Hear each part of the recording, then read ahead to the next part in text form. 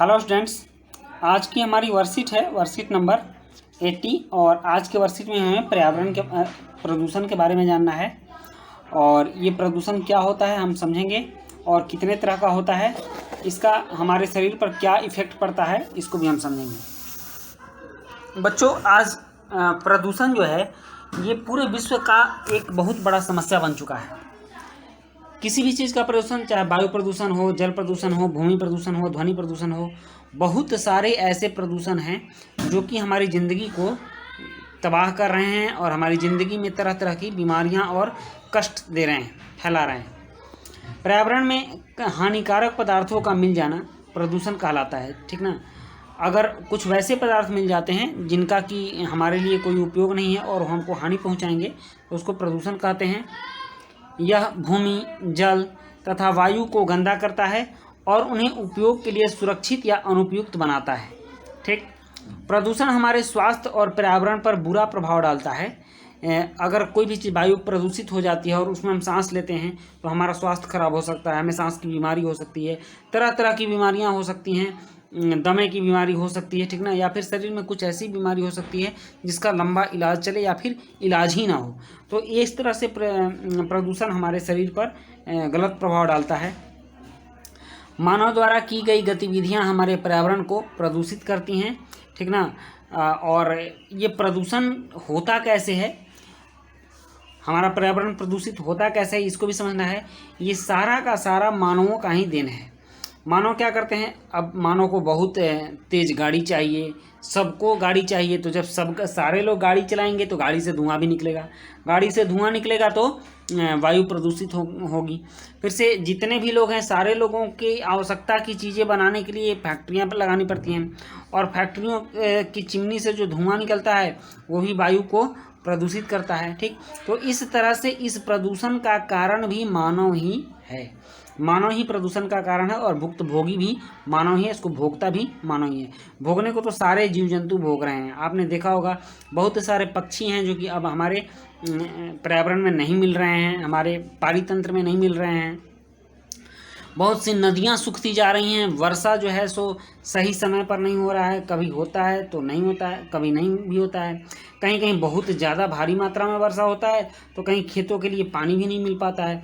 तो इस तरह से हर कुछ जो है सो पर्यावरण से ही प्रभावित हो रहा है और हमारी ज़िंदगी पर नकारात्मक प्रभाव डाल रहा है। उदाहरण के लिए आप देख सकते हो कि वाहनों, कारखानों से निकलने वाले धुएँ के कारण वायु प्रदूषण होता है और इसके मुख्य प्रदूषण के प्रकार हैं, ठीक ना। मुख्य प्रकार हैं, प्रकार के प्रदूषण हैं कौन कौन से हैं, तो पहला है वायु प्रदूषण। वायु प्रदूषण में हवा प्रदूषित हो जाती है। भूमि प्रदूषण, भूमि में कचरा जमा हो जाना, तरह तरह के प्लास्टिक के पदार्थ या फिर केमिकल पदार्थ भूमि में जमा हो जाना जो कि अवांछित है, अनुपयोगी है और हमारे लिए हानिकारक है, वो भूमि प्रदूषण कहलाता है। और जल प्रदूषण, जल गंदा होना, जैसे फैक्ट्रियों के वेस्ट जल जो होते हैं जो कि रसायन वाले होते हैं, केमिकल वाले जल होते हैं, ये जल में जा कर के मिलते हैं और जल में मिलने से जल प्रदूषण होता है, जिसकी वजह से जो पानी की गुणवत्ता है वो ख़राब हो जाती है और पानी में रहने वाले जीव जंतु मर जाते हैं। यहाँ तक कि उसका उपयोग करने वाले मानव भी उससे अछूते नहीं हैं, उनको भी तरह तरह की बीमारियाँ होती हैं। तो इस तरफ से जल प्रदूषण होता है। ध्वनि प्रदूषण, अभी आप किसी भी सड़क पर निकल जाओ, वहाँ इतनी गाड़ियाँ चलती हैं, इतना अधिक शोर होता है कि वो ध्वनि प्रदूषण हमारे दिमाग को पर बहुत बुरा असर डालता है और एक तरह से बेचैनी टाइप की आ जाती है। यही कारण है कि इन सभी ध्वनियों से बचने के लिए पहले के ऋषि महर्षि एकदम शांत माहौल में, वन में, जंगल में और पहाड़ों की कंदराओं में जाकर के तपस्या करते थे, क्योंकि वहाँ किसी भी तरह की ध्वनि नहीं जाती थी, उनको शांति चाहिए होती थी। तो आज शांति है कहाँ। अगर आप सुबह में जग जाओ तो सुबह से लेकर शाम तक, रात के सोने तक, इवन रात तक भी देखो तो कोई ना कोई आवाज़ सुनाते रहता है, अगल बगल कोई लाउड स्पीकर बजते रहता है, गाड़ियों की ध्वनि आती है, गाड़ियों के हॉर्न की ध्वनि आती है। तो इस तरह से वायु प्रदूषण पूरा हमारा जो पर्यावरण है वो 4 प्रकार से प्रदूषित होता है। वायु प्रदूषण से होता है, ध्वनि प्रदूषण से होता है, भूमि प्रदूषण से, ध्वनि प्रदूषण से होता है, फिर जल प्रदूषण से भी प्रदूषित होता है। तो ये प्रदूषण हमारे लिए अच्छी चीज़ नहीं है। हमको इस पर कंट्रोल करना चाहिए और हमें अधिक से अधिक वैसा काम करना चाहिए जिससे कि हमारा पर्यावरण संतुलन बना रहे और वो प्रदूषित ना हो। बच्चों, यहाँ पर पहला प्रश्न दिया गया है और इस प्रश्न में कहा गया है कि निम्न चित्रों में दिखाए गए प्रदूषण के प्रकार को पहचानें और लिखें। यहाँ देखो, यहाँ धुआं उठता दिख रहा है ना। यहाँ देखो, यहाँ फैक्ट्रियों से धुआं उठता दिख रहा है इस पार्ट में। तो ये क्या है? ये है वायु प्रदूषण। ये क्या बच्चों? ये है वायु प्रदूषण। ठीक, एक मिनट।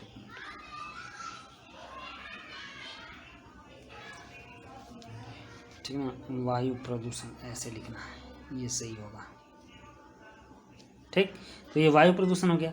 यहाँ देखो, यह व्यक्ति है, यह शोर की वजह से अपने कान को बंद कर रहा है, यह व्यक्ति।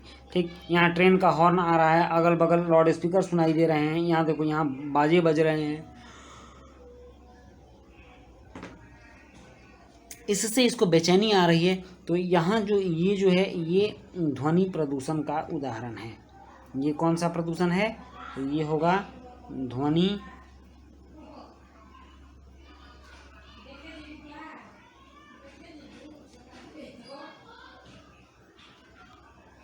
प्रदूषण। ठीक, तो ये हो गया वायु प्रदूषण और ये हो गया ध्वनि प्रदूषण। नेक्स्ट हम देखते हैं तीसरा नंबर क्या है। तो तीसरा नंबर है, ये देखो, ये नदियां हैं और नदियों में किस तरह से ये गंदे जल बहाए जा रहे हैं। फैक्ट्रियों से वेस्ट और शहर की नालियां बहाई जा रही हैं। ठीक है, इसमें देखो बोतल आ रहे हैं, तरह तरह की गंदगियां आ रही हैं। तो यह हमारे जल को प्रदूषित करता है, इसलिए यह होगा जल प्रदूषण। ठीक ना, क्या होगा? यह जल प्रदूषण का उदाहरण है और जल प्रदूषण का फोटो भी है। ठीक, ये हो गया जल प्रदूषण। अब देखो नेक्स्ट है, यहाँ ये कचरा डाला जा रहा है और ये कचरा कहाँ डाला जा रहा है? तो मिट्टी में डाला जा रहा है, भूमि में डाला जा रहा है, इसलिए ये होगा भूमि प्रदूषण।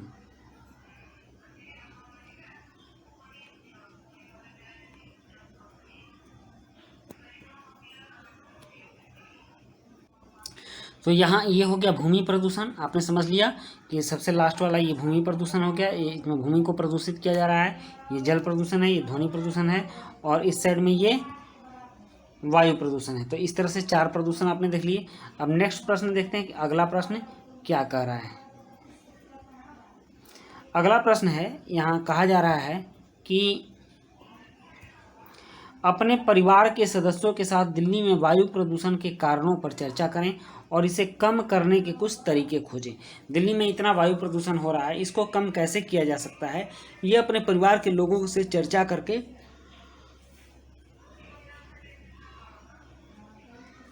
लिखना है। तो आप इसको चर्चा करके भी लिख सकते हैं, लेकिन मैंने इसके लिए थोड़ा सा दिया है। वैसे तो काफ़ी लंबा हो जाएगा, लेकिन इसको मैंने काफ़ी शॉर्ट करके आपके लिए लाया है। चलिए मैं आपको बता दूं कि क्या। यहाँ दूसरा प्रश्न है, अपने परिवार के सदस्यों के साथ दिल्ली में वायु प्रदूषण के कारणों पर चर्चा करें और इसे कम करने के कुछ तरीके खोजें। तो इसका उत्तर है, दिल्ली में वायु प्रदूषण का सबसे बड़ा कारण दिल्ली में चलने वाली डीजल और पेट्रोल गाड़ियां हैं, जो बहुत बड़ी मात्रा में दिल्ली में चलती हैं।